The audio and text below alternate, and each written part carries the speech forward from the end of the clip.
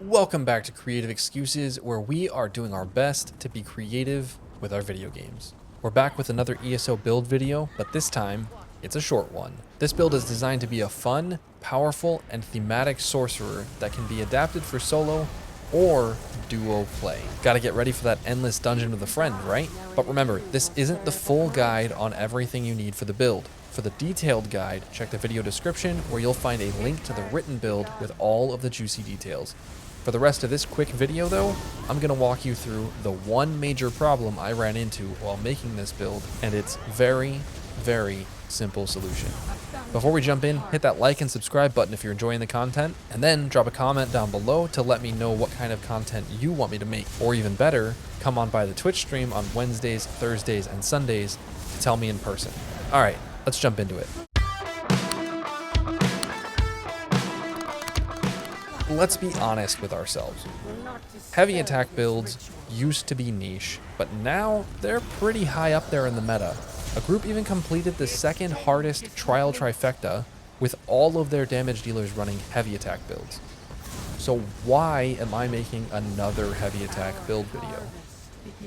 This is actually the only real problem I ran into when making this build. How in the world do you make a heavy attack build running Sergeant's Mail and Stormmaster interesting? The answer is simple. Make it thematic. Now, to be completely honest, a thematic build usually has downsides.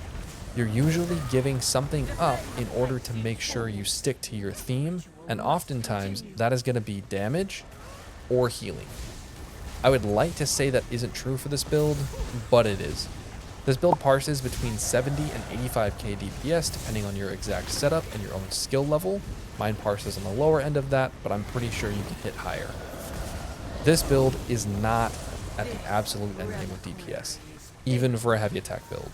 But it is solid for soloing world bosses just fine, and for being a DPS / healer in a duo group because you are so tanky, and because you have access to a gargantuan burst heal to help your tank / DPS out.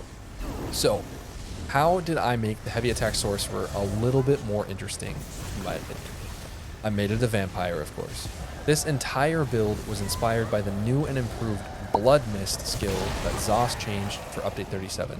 No longer is Blood Mist useless for PvE, now it is a nice AoE damage over time skill that is centered on the player, which deals respectable damage and heals you a little bit. Honestly, it's super fun, and that's not even counting the teleport. As soon as the patch notes dropped and I heard about the Blood Mist changes, I had the idea to become the Harrowstorm. To be a lightning-themed vampire, maybe summoning a little monster of my own. So here we are. We've got the lightning staff and hurricane on for our lightning theme, making us, super stormy. And then the combination of the vampire ultimate, blood mist, and even simmering frenzy seals the vampire identity of the build. Add in our Twilight matriarch, and we are a mobile Harrowstorm Sorcerer. There are two parts of this thematic build that I love though. First is the aesthetic. Normally, Hurricane kind of makes your character just disappear, and though the idea of the skill is really cool, the graphics for it just don't look great. But on a Vampire Lord, ooh, Hurricane honestly looks amazing. Between the blood mist at your feet, the hurricane swirling around you, and the bats swarming you, your character just becomes one big stormy circle of doom, and I love it. The only way to make it even cooler would be to add in Unfathomable Darkness instead of Stormmaster. I think that would take the aesthetic of the build to the next level. The other thing I love, though, is just how unbelievably tanky you can make the build for a damage dealer.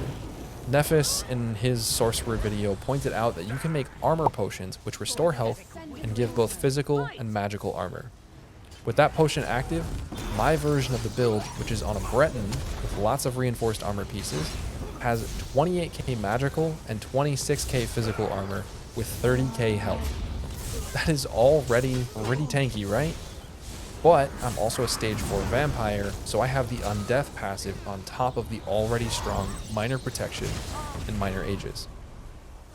If I want to, I can also sacrifice just a little more damage to push up to 31k magical armor and 29k physical.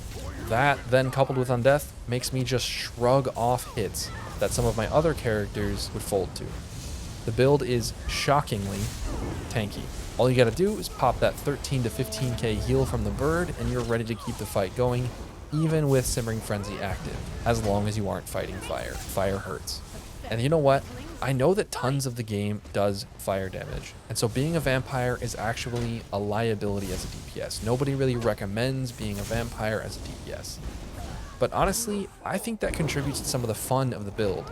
The extra limitation means fights with fire damage can be more exciting because you have to be more careful, while other fights you can relax during because with the right setup, while in your ultimate, you can easily be as tanky as your tank while still smashing out some good DPS. I think it's pretty exciting, honestly, to have strengths and weaknesses instead of a lot of builds where you just only have strengths. I think that makes it more fun and more interesting than your normal Stormmaster and Sergeant Male heavy attack. Alright everyone, thanks for watching this short video. Remember, you can find the written guide down below with the weights, traits, skills, race options, and armor sets at the link in the description. Let me know what other kinds of builds you want to see in the comments, and I'll see you all in the next excuse. Toss these curs into a cage!